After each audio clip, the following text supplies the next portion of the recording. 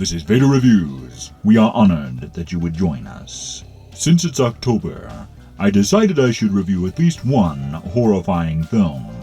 Although this film is horrifying for reasons other than the filmmaker intended. Today we are unearthing a cinematic insult from over 2 decades ago that should have stayed buried.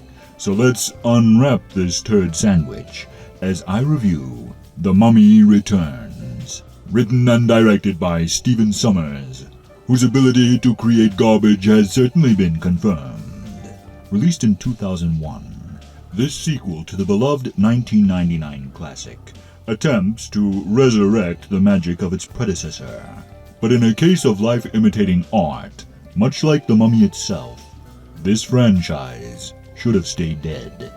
So let's dig into the plot, shall we? It seems you can't bandage a broken heart, because Arnold Vasloo and Patricia Velasquez are back as Imhotep and Anck-su-namun, an ancient Egyptian Bonnie and Clyde who are all wrapped up in each other, with an undying love that crosses the sands of time. After reincarnated Anck-su-namun awakens her dead boyfriend, her and the mummy set off to find the bracelet of Anubis, so they can tag team the most electrifying man in ancient Egypt, the Scorpion King, and command his undead army. The only problem is, the whole plotline is contrived and pointless. In the first Mummy, just bringing Imhotep back from the dead made him a powerful threat, a cursed undead monster, able to command the 10 plagues of Egypt. They bring him back the same way in The Mummy Returns. So why does he need Anubis' army? The answer is, he doesn't. The heroes just need a quest to go on.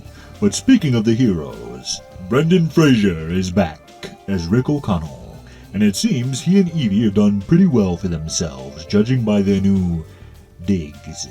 Fun fact, if the O'Connell's mansion looks familiar to you, it's probably because it was filmed at Mentmore Towers in Buckinghamshire, England.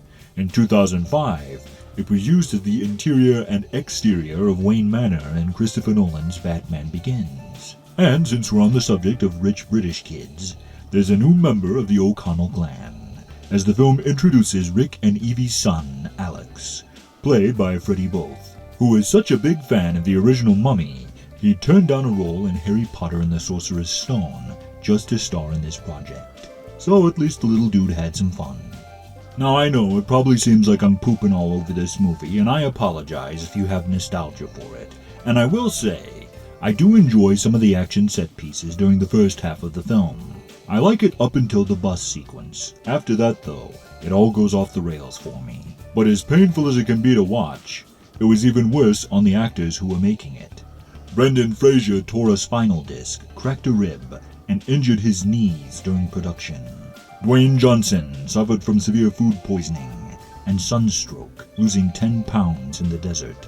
And Arnold Vasloo's arms were literally coming out of their sockets after 3 days of filming with a 50-pound axe prop. Knowing all this, it almost makes me feel bad making fun of this movie. Almost, but not quite. Because gee whiz, this piece of turd jerky was worse than I remembered.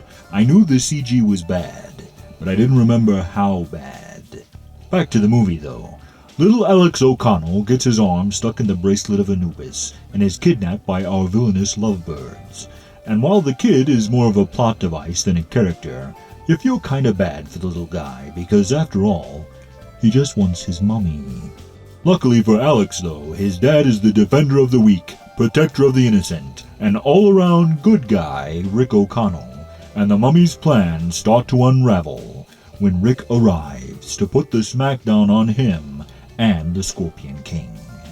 Now if you love treasure hunting adventures and you've already watched all the other good ones, you might want to dust this one off and give it a watch. It has rare moments that recapture the charm of the original, but it's wrapped in so many layers of bad writing, goofy characters, and terrible visuals, you're better off just watching The Mummy instead.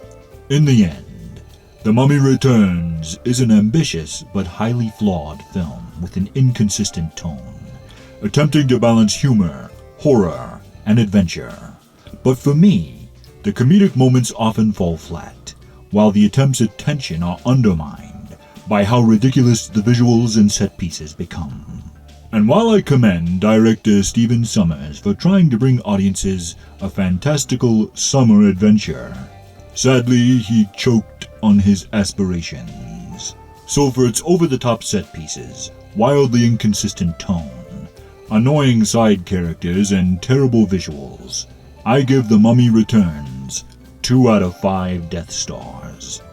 Don't fail me again, Sommers.